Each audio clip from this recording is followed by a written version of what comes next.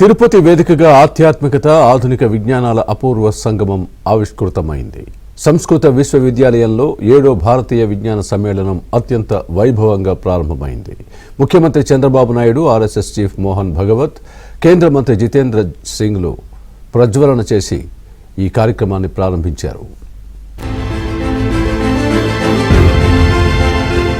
తిరుపతిలోని సంస్కృత విశ్వవిద్యాలయంలో విజ్ఞాన సమ్మేళనంతో సందడి మొదలైంది. శుక్రవారం నుంచి ప్రారంభమైన ఈ సమ్మేళనం 4 రోజుల పాటు కొనసాగనుంది. ఈ సదస్సుకు దేశవ్యాప్తంగా సుమారు 1500 మంది ప్రతినిధులు, 60 మంది వైస్ ఛాన్సలర్లు, వందలాది మంది శాస్త్రవేత్తలు, విద్యార్థులు తరలివచ్చారు. శాస్త్ర సాంకేతిక అధ్యయనానికి ఇంగ్లీష్ మాత్రమే కాదు, భారతీయ భాషలు కూడా ఉపయోగపడగలవని ఈ సమ్మేళనం చాటి చెబుతోంది. స్పైడర్ మ్యాన్ వంటి సూపర్ హీరోల కంటే మన పురాణాల గురించి పిల్లలకు చెప్పాలని ఏపీ సీఎం చంద్రబాబు అన్నారు. సూపర్ మ్యాన్ కంటే మన హనుమంతుడు గొప్పవాడని, బ్యాట్ మ్యాన్, ఐరన్ మ్యాన్ కంటే అర్జునుడు గొప్ప యోధుడనే విషయాలను వివరించాలని చెప్పారు. రాముణ్ణి మించిన పురుషోత్తముడు ప్రపంచంలో ఎవరూ లేరని, రామరాజ్యం గురించి తెలపాలన్నారు. యువతకు మనం చెప్పాల్సింది ఏదో స్పైడర్ మ్యాన్, బ్యాట్ మ్యాన్ ఇవి కాకుండా మన పురాణాల గురించి చెప్పాల్సిన అవసరం ఉంది.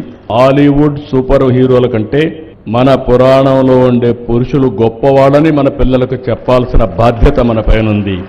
సూపర్ మ్యాన్, స్పైడర్ మ్యాన్ కంటే మన హనుమంతుడు బలవంతుడని చెప్పాల్సిన బాధ్యత మన పైన ఉంది.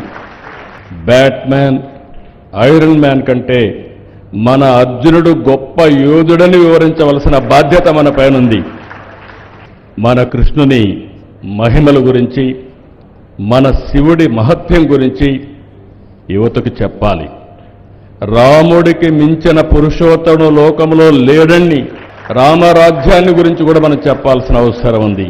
అవతార్ సినిమా కంటే మన మహాభారత రామాయణ గాథలు గొప్పవని మన పిల్లలకు మనం చెప్పాల్సిన బాధ్యత ఉంది.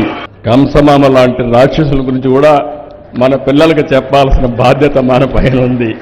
మనిషిలోని క్షమాగుణమే అతడిని ఉన్నత స్థితిలో నిలుపుతుందని ఆర్ఎస్ఎస్ చీఫ్ భగవత్ స్పష్టం చేశారు. కొందరిలో ఎంత ఎదిగితే అంత అహంకారం పెరుగుతుందని చెప్పారు.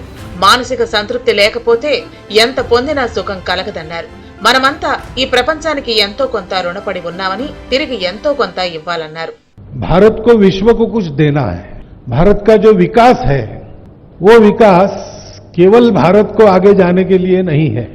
आज दुनिया में हम विकसित देशों की हालत देखते हैं तो विकास इस प्रकार से हुआ है कि उसके साथ विनाश भी आ गया. सब देश ऐसा सोच रहे हैं कि भौतिक विकास तो हमने कर लिया लेकिन कहीं पर हम चूक गए. భారత మూలాలను గుర్తు చేస్తూ తిరుపతి వేదికగా జరుగుతున్న ఈ సమ్మేళనం సరికొత్త మార్పుకు శ్రీకారం చుట్టింది. వచ్చే 3 రోజుల పాటు మరిన్ని కీలక అంశాలపై ఇక్కడ చర్చలు జరగనున్నాయి.